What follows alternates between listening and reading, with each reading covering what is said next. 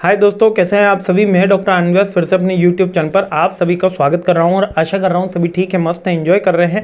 Innovation and entrepreneurship का subject चल रहा है। फोर्थ मोस्ट इंपॉर्टेंट क्वेश्चन हमारा चल रहा है। आइए देख लेते हैं कौन सा क्वेश्चन है। एक बहुत बड़ा सा क्वेश्चन आ गया है, लेकिन आप चिंता मत करिए, इसको बहुत ही ईजी वे में अपन ब्रेकअप कर लेंगे।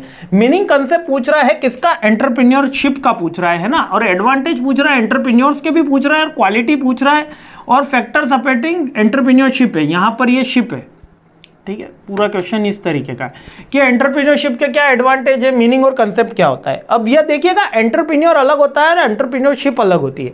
एंटरप्रेन्योर जो एक्टिविटी कर रहा होता है उसको एंटरप्रेन्योरशिप बोलते हैं ना, उस शिप पे ऊपर वो सवार होता है, ऐसे याद कर लेना।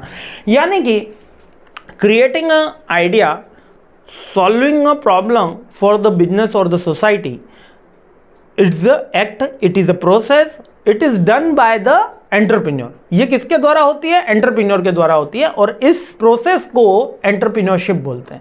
समझ में आया। जैसे इकोनॉमी की स्टडी को इकोनॉमिक्स बोलते हैं, वैसे एंटरप्रेन्योरशिप एंटरप्रेन्योर की एक्टिविटी है। तो entrepreneurship refers to the process of creating and managing business venture typically with the aim of the generating profit. इसका एम तो प्रॉब्लम सॉल्विंग तो है, लेकिन प्रॉफिट आपको जनरेट करना है। कोई भी बिजनेस जिसका एम प्रॉफिट नहीं हो वो बिजनेस नहीं है, वो सोशल वेलफेयर की एक्टिविटी है। यानी कि एंटरप्रेन्योरशिप के अंदर भी प्रॉफिट जनरेट किया जाता है। यह एम है, यानी कि एक नया वेंचर स्टैब्लिश करना, और वो प्रॉब्लम सॉल्विंग एक्टिविटी हो जिससे सोसाइटी में कुछ एड ऑन हो, वो एंटरप्रेन्योरशिप कहलाती है। ये करता कौन है, ये एंटरप्रेन्योर करता है। समझ में आ गया। यानी इसका कंसेप्ट क्या कह रहा है, is more about than just starting a business. इसका मतलब केवल बिजनेस स्टार्ट करना ही नहीं है, माइंडसेट नहीं है, बल्कि इसमें एक स्किल भी रिक्वायरमेंट होती है जो एंटरप्रेन्योर्स के अंदर होनी चाहिए। लाइक विजनरी होना चाहिए, रिस्क टेकिंग होना चाहिए, फंड रेज करना आना चाहिए, एडेप्टेबिलिटी होनी चाहिए, ये सारी चीजें। तो मीनिंग एंड कंसेप्ट समझ में आ गया।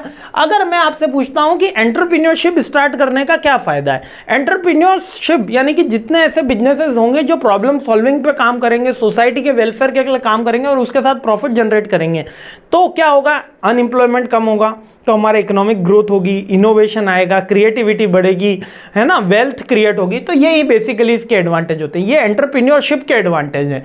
इनोवेशन बढ़ता है, इकोनॉमिक ग्रोथ होती है, देश की फ्लेक्सिबिलिटी बढ़ती है, क्योंकि एक एंटरप्रेन्योर का कुछ भी टाइमिंग हो सकता है। जैसे कि अब आप देखिए, क्या संडे क्या मंडे आनंद जी पढ़ा रहे हैं, है ना, तो फ्लेक्सिबिलिटी, बट फ्लेक्सिबिलिटी में रात की 11 बजे भी पढ़ा रहे हैं, सुबह भी पढ़ा रहे हैं, तो देखिए फ्लेक्सिबिलिटी होती है।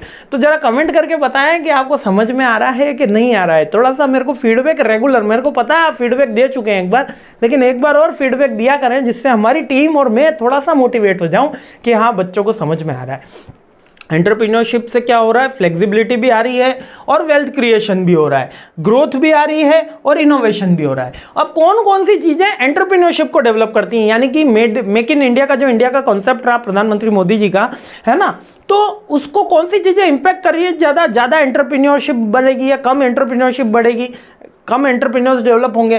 तो एक तो हमारा जो इकोनॉमिक एनवायरनमेंट है वो इंपैक्ट करेगा। इसके अलावा सोशल कल्चर, अरे तुम्हारे पिताजी भी नौकरी करते थे, तुम्हें भी नौकरी करना होगा। फिर वो एक ऋतिक रोशन की पिक्चर आती है, कौन सी, जरा नाम बताना, कि राजा का बेटा राजा बने, मंत्री का बेटा मंत्री बने। साहब जरूरी नहीं है, मंत्री कोई भी बन सकता है, राजा कोई भी बन सकता है। जरा बताइएगा कौन सी पिक्चर है, अच्छी पिक्चर थी ऋतिक रोशन की, है ना। तो इकोनॉमिक ग्रोथ के बारे में, सोशल कल्चर के बारे में, एजुकेशनल बैकग्राउंड, जिस देश का एजुकेशनल बैकग्राउंड स्ट्रॉन्ग होगा और प्रैक्टिकल वे के अंदर स्ट्रॉन्ग होगा, वो देश हमेशा आगे बढ़ेगा। जिस देश में स्किल के ऊपर एनहांसमेंट होगा, यदि, हमेशा याद रखना दोस्तों, यहां पर एक बहुत इंपॉर्टेंट बात बोलता हूं, एमबीए तो ठीक है अपना चल रहा है, अपन एजुकेशन ले रहे हैं, लेकिन आपको लाइफ में पैसा हमेशा स्किल बना के देगी, स्किल बना के देगी, स्किल बना के देगी। एजुकेशन लेकिन उसकी सेकेंड स्टेप है, एजुकेशन से फर्स्ट स्टेप है। एजुकेशन से नॉलेज मिलेगा और नॉलेज से आपको स्किल आएगी। तो एजुकेशन नेसेसरी पॉइंट है। तो जिस देश का एजुकेशन हायर लेवल का होगा और स्किल बेस्ड होगा, उस देश में एंटरप्रेन्योर्स ज़्यादा निकलेंगे, है ना। और टेक्नोलॉजिकल एडवांसमेंट तो रहेगा ही, जितनी अवेलेबिलिटी ऑफ द सोर्सेज होगा, जितना टेक्नोलॉजी अवेलेबल होगी, उतना एंटरप्रेन्योर्स में मिलेगा। रिसोर्सेज अवेलेबिलिटी, अब भले वो फाइनेंस की हो, लैंड हो, वाटर हो, स्किल्ड मैन पावर हो, उसके ऊपर फर्क होगा। और गवर्नमेंट की पॉलिसीज वो कितना प्रमोट कर रहे हैं, कितना रिबेट दे रहे हैं। लाइक अभी मुद्रा योजना चल रही है, ट्रिमेंडस योजना मैं इसको कहता हूँ।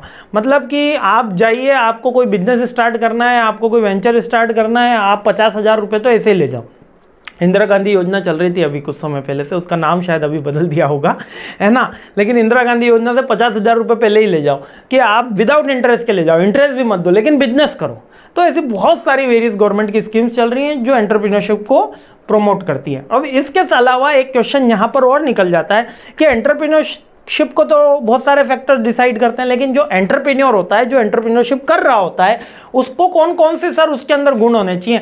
तो वो विजनरी होना चाहिए, वो रिस्क टेकिंग होना चाहिए, वो एजुकेशन वाला होना चाहिए, वो फ्लेक्सिबल होना चाहिए, वो एडेप्टेबल होना चाहिए। वही गुण बार बार एग्जाम में आ जाते हैं। यही एक अच्छे लीडर के भी गुण है और एंटरप्रेन्योर के भी। क्या? वो विजनरी होना चाहिए, वो पैशनेट होना चाहिए, वो क्रिएटिव होना चाहिए, वो प्रिसिस्टेंस होना चाहिए, यानी कि फेल्यूर से घबराए नहीं, वो रिस्क टेकिंग वाला होना चाहिए और एडेप्टेबल होना चाहिए, हर सिचुएशन में अपने आप को एडेप्ट कर ले, जो रिसोर्सेज अवेलेबल हैं उसी के अकॉर्डिंग प्रोडक्ट बना ले। तो याद रखना, यहाँ पर मैंने बहुत सारे क्वेश्चन जल्दी से करा दिए। क्या क्या करा है? एक तो रिवर्स में शुरू करते हैं ना, चलो आगे से ही शुरू कर देते हैं। एक तो मीनिंग और कंसेप्ट बताया मैंने एंटरप्रेन्योरशिप का, इसके साथ में बताया कि एंटरप्रेन्योरशिप को कौन कौन से फैक्टर इफेक्ट करते हैं, इसके साथ में बताया कि एंटरप्रेन्योर्स जो होते हैं उनमें कौन सी क्वालिटी होनी चाहिए ताकि वो एंटरप्रेन्योरशिप कर सकें। और इसके साथ में एक चीज़ और बताई कि एंटरप्रेन्योरशिप से गवर्नमेंट को क्या फ़ायदा होने वाला है, यानी हम सबको क्या फ़ायदा होने वाला है। इनोवेशन होगा, क्रिएटिविटी होगी, ग्रोथ आएगी, इसके बाद फ्लेक्सिबिलिटी बढ़ती है, एम्प्लॉयमेंट अपॉर्चुनिटी बढ़ेगी, ये सारे, और वेल्थ क्रिएशन होगा। ये एंटरप्रेन्योरशिप के फ़ायदे हैं। क्लियर हो गया ना? मस्त रहिए, खुश रहिए, मुस्कुराते रहिए। क्वेश्चन भी अपना यहाँ पे क्लियर हो गया। तो आगे बढ़ते हैं और अगले क्वेश्चन पे हमला बोलते हैं। बड़ा सा क्वेश्चन मैंने बहुत छोटे टाइम में समझाया क्योंकि डिटेल वीडियो में मैंने भर भर के बताया। पहले वो देख लेना फिर यहाँ आना। जय हिंद।